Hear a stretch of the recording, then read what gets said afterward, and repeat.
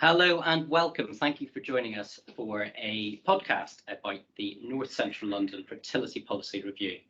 I'm John McGrath, I'm a GP and I live and work in North Central London. One of my roles, I'm one of the elected members on the governing body of North Central London CCG, or Clinical Commissioning Group. And part of the work that we're doing is a review of the fertility policies across the 5 boroughs of North Central London. I'm the clinical lead on that project, and I'm joined by Penny Mitchell, who is our programme director for our clinical policy reviews.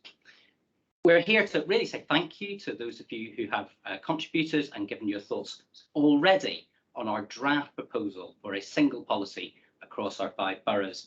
And we really want to take the opportunity to answer some of those frequently asked questions that have come through in the early parts of our engagement work. I think the first thing that I'd like to say is thank you. So you'll notice if you're watching this, there's a little black box at the right-hand side of the screen, and that's Robin. She's off camera, but will be very kindly prompting us and asking some of the questions that the public have asked, and we wanted to respond to. Just before we start, I just wanted to take a moment just to, I guess, highlight some of the key things I think that we're presenting as part of the proposed draft policy. And the first, I think the most important thing is that this is the first time that we are proposing a single equitable policy across the entire of our 5 boroughs, meaning that all of our residents, wherever you live, have got the same access to the same policy that will help you to access clinical care. I think the second thing I wanted to say is that for most, this will be an improved offer, and that's really reflected in the commitment that we're making as a CCG towards an expected increased spend should this draft policy go through.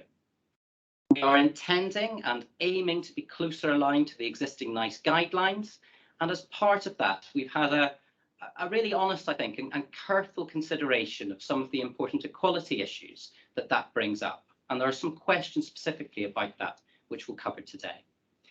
I think the terminology that we use in this policy can be very technical, and I think we are really trying to address some of the complexities that are involved in the language needed to both be understandable, usable, but still relevant from a technical point of view for the providers of services. And through exercises that we've done throughout this process, through our wide-reaching community engagement, we've learned really important lessons about how people understand, access, and know about the policy in order to be able to get the treatments that we want people to be able to access as and when they are needed. And all of this, of course, is intended to improve our residents' experience of what can be, for some, a very challenging and often quite distressing time. And I hope if you're listening to this today, I hope whatever your personal circumstances are, that things are going to be as easy as we can make them in what can be a challenging time. So thank you. Robin, I know you're off camera, and a couple of questions, I think, to help take us through some of those frequently asked questions that people are asking. Thank you, John. Right, I'm going to first come to Penny for the first question, which is, why did NHS North Central London Clinical Commissioning Group undertake a review of the fertility policies that are currently being used in each of the North Central London boroughs? Thanks very much, Robin. And thanks again to everybody for the time, for taking time to watch and listen to us today. So back in April 2020, we used to be 5 separate NHS clinical commissioning groups, one across each in Barnet, Camden, Enfield, Haringey and Islington. And we merged in April 2020, just as the pandemic started, to form the single CCG of North Central London. Now, the role and responsibility of the CCG is for us to make decisions about where we spend our money for the NHS services that we provide for our residents. Now, one of these areas around fertility typically has a clinical policy associated with it. And up until now, we've had a single policy in each of those separate boroughs, dating from when we used to be 5 separate organisations. But we're now a single organisation, and we've recognised that there are historic differences and variations in those policies, and we would like to harmonise things as much as we can for our residents. Reducing health inequalities and ensuring fair access is really important for us as an organisation. And so we were commissioned by our governing body to look into this and undertake a review to find out more and make recommendations on the way forward. So a lot of that work's now been completed, and we're in this stage that we're calling about policy development. And we've undertaken this period of engagement with residents, with clinicians, with anybody who's interested in the topic, so that they can have that say. And this period of engagement is running until the 13th of February. So we now have a draft fertility policy that is available for your consideration.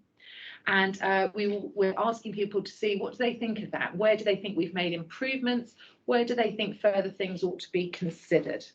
And we'll take all of that feedback and take it into further consideration.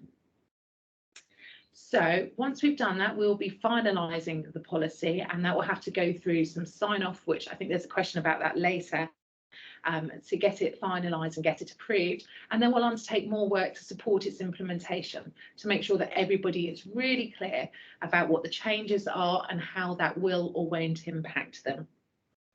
So at the moment, we're still in this period of listening and sharing what we've done and sharing our draft policy. And you can go onto our website to learn more about what those proposals are and how you can get involved in sharing your feedback on them. Thank you, Penny. I'm going to come to John now for question 2, and that is, how were decisions reached in getting to the draft fertility policy? Thanks, Robin.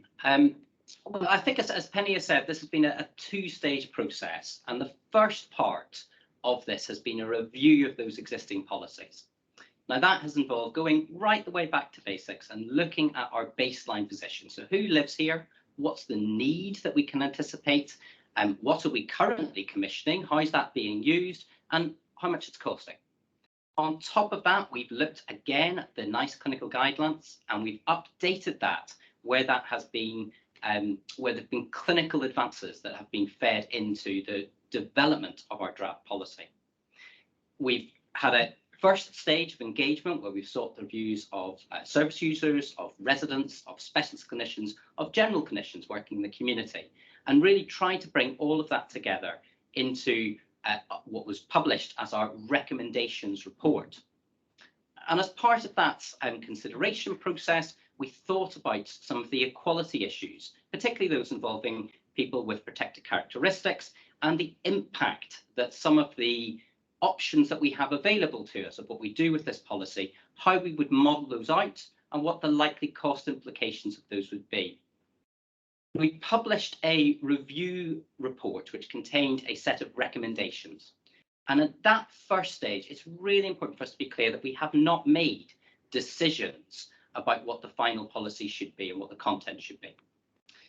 Following that recommendation stage, we then had a series of what we call governing body seminars, so extensive involvement of clinicians and of our lay members as part of our governance processes to really think and debate about some of those important issues which have come up.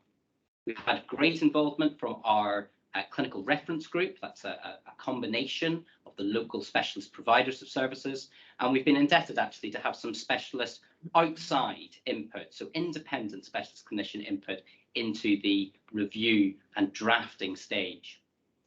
And then, as we say, we are proposing here a draft policy, and that's why we've come to the public for engagement, for feedback, which we are accepting in lots of different ways, which we'll come on to a little bit later. Thank you very much. Thank you, John. Penny, I'm going to come to you for question 3. Will individuals or couples experiencing fertility challenges be able to have their say during the development stage? Thank you, Robin. Absolutely. We're really interested in hearing from people, whatever their situation. We know that we'll be getting feedback from people who might have used services in the past. There'll be some who are in the middle potentially of some treatment or considering their conception journey, and there'll be others who might have questions for the future. We also have others who maybe this isn't a particularly interested topic, but they're interested in what the CCG does around how it makes decisions about how they spend the money and make different decisions for prioritising different areas and supporting our whole population with their healthcare services. So anybody can get involved. As I say, all the information is on our website, and I think I'd particularly draw people's attention to the online survey that we've got up and running. It's really quite straightforward, a really great opportunity to give feedback on the policy as a whole or specific areas. And as I say, all the information about the policy, and we do recognise that some of it is quite difficult, quite complex, but there is supporting information as well as the draft policy there for you to look at. So have a look, and we do encourage people to fill in the survey, or do drop us an email if you've got sort of wider thoughts as well. Again, our details are on the website. Thank you, Penny. The next question is for John. Will the CCG undertake a public consultation to inform the final policy? Thanks, Robin. So I guess, no, we're not planning to undertake a formal public consultation, but we are, as Penny has said, really interested in getting the views of service users and of residents. And that's part of this public engagement window. As I say, we've had one as part of the review stage, and this is really the opportunity that we want to give people to comment on some of the details, some of the specifics that's in there in terms of our draft policy. I think, Penny, as you've said, that 12-week engagement window, it opened on the 22nd of November, and depending on when you're listening or watching to this, it is important for us to get views captured by the 13th of February, which is when we want to close that, in order to be able to make the changes and the discussion around that feedback that we've received from the public. I think it's also really important for us to be clear that we are also engaging with some of the formal processes which exist. So, for example, we're engaging with our what's called the JOSC, or the Joint Health and Overview Scrutiny Committee, which is made up of members from the individual borough health overview and scrutiny committees. And that's been a great opportunity really to get some of the views of the elected members from each of the individual boroughs. As well as that, we've been actively working with the Health Watch organisations, again, across NCL and with individual boroughs. And I'm really proud, actually, of the work that we've done in terms of community participation and going to groups who perhaps have found it more challenging to feed into policy reviews like this in the past. And I think we really are really open to hearing that wide range of perspectives and opinions from the great diversity of people who live here in North Central London. Thank you. Thank you, John. I'll come to Penny for the next question. Why can't North Central London CCG adopt the NICE guidelines in full? Is this about saving money? Thanks, Robin. That's a really interesting and pertinent question. And I think it's important to go back to some of the things that John mentioned earlier about the work we did during the review, in terms of we didn't just want to sort of look at our existing policies or look at another policy in another area and just sort of pick the best bits. We wanted to be really thorough, make sure that we understood the whole situation, and for ourselves as we are at the moment as an area, and what's going on locally, clinically, as well as all of that evidence-based. So obviously the NICE clinical guidance has been really vitally important for us to take into account alongside what is already existing clinical practice or existing policies and feedback that we've already heard. So the NICE guidance has been key, but it is one of many things that we have to take into account when we've been developing that policy. I think it's also important to remember that the CCG, along with the NHS, as I'm sure many of you know, is under a lot of pressure. And we do have to be mindful of the duties that we have to the whole of our population and the different needs and care that they require, and also some of the financial obligations that we have to make sure that we are balancing our books, as it were, and paying due regard to our responsibilities in that area. So we do know that people would sometimes prefer us to potentially go a little further in some areas, or prioritise where we are suggesting some of the proposals which ones are prioritised, which ones are more seen to be more generous than others. And we've had to take all of that into account and say the draft policy, we believe, is a definite improvement on the position of all of our existing policies. We do anticipate that we will be spending more each year on the treatments that this covers. And we do, as I say, what's really important is that that is now an equal offer to all of our residents for them in this area. Thank you. Thank you, Penny. I will ask John to respond to the next two questions. John, why do patients have to use all good quality frozen embryos before starting the next NHS funded fresh cycle? Thanks. And I suppose in the answer to these, it's important for me just to preface this with, so I'm a generalist, I'm a GP, I'm not a specialist in this area. And that's why it's been vitally important that we have had specialist input to the development of this draft policy. And that includes looking at the NICE clinical guidelines, which obviously had a range of specialist stakeholders as part of that process. I think the answer to this is some of it's pragmatic and other bits of it are specific. And I think the important thing to be aware of is that compared to a fresh embryo transfer, a fresh IVF cycle, frozen embryo transfers, they are less invasive to the woman involved. They don't require further ovarian stimulation and they don't require egg retrieval. They also have equivalent or indeed higher birth rates associated with it. And relevant to what Penny has just said, they do cost less than fresh further cycles. I think when we've discussed this with our local specialists, they're incredibly supportive of this requirement. And the idea being that we will fund for fresh cycles to generate embryos, and any embryos of good quality should be used before we go on to further invasive treatments for the reasons that I've just specified. Thank you, John.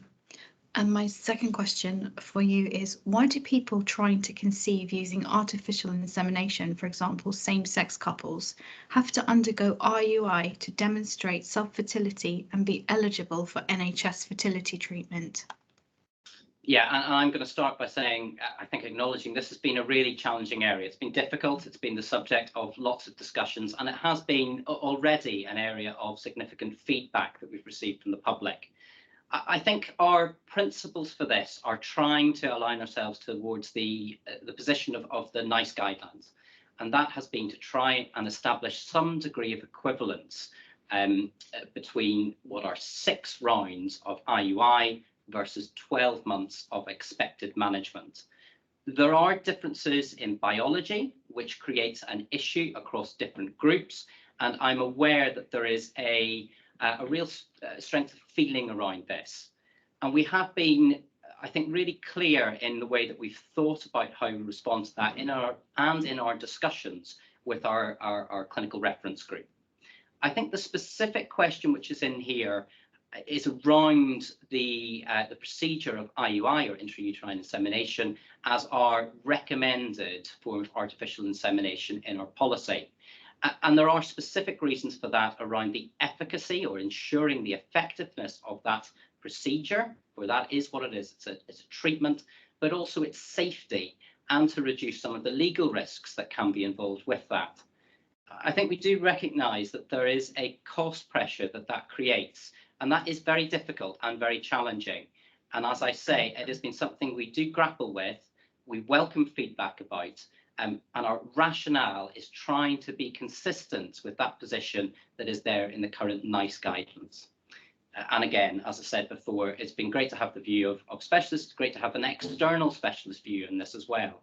And it is a position that we have proposed as a consensus position from within the development team. Thank you, John. We've come to the final question for this podcast, and I'm going to ask Penny to respond to it. Penny, when will a decision be reached by NCL CCG's governing body, and how will I be able to see what was said? Thanks, Robin. Yes, it's really important for us to be clear about those next stages of the process. And I do understand that for some people, sometimes the slowness of decision making by CCGs can be quite frustrating. But we have to balance that between doing the job really well, really thoroughly, and making sure that there's absolute transparency and rigour with our decision making. So as I say, at the moment, we are anticipating that the NCL CCG governing body will be signing off this work and the final policy, and we're hoping that that will be in mid-spring. I think I will add a caveat to that, which is, as some of you know, the NHS is going through reorganisation at the moment, and that might affect some of the timetable and exactly what the name of that final decision body is. But rest assured that we are working to fully do the decision making through appropriate governance processes and making sure that that is properly documented and authorised. As soon as we get that final decision on our policy, we will be publishing it, and we'll also be publishing more information alongside it, which really sort of, again, includes detail about all the feedback we've received on the draft policy and the rationale for why the final policy will look like it does, where we've made changes, where we potentially haven't made changes. And then we'll undertake a programme of work to really support the implementation of it. We understand that, particularly for people potentially midway through treatment, there might be a lot of concerns about that. And I think I'd really like to reassure you that really overall, as I say, assuming the final policy looks very similar to the draft, although I can't promise the final policy at the moment, we do anticipate that most people should be in a good position to benefit from that, and we won't be interrupting people's treatment, and we'll be providing more guidance about where they might be eligible for additional treatment than is in the existing policies. To say, we'll be putting all that information on our website. We're going to be doing a lot of work with our GP community to make sure that they're aware of all those changes, as well as the specialist fertility clinics, so that everybody is really up to speed and can really support those patients and their families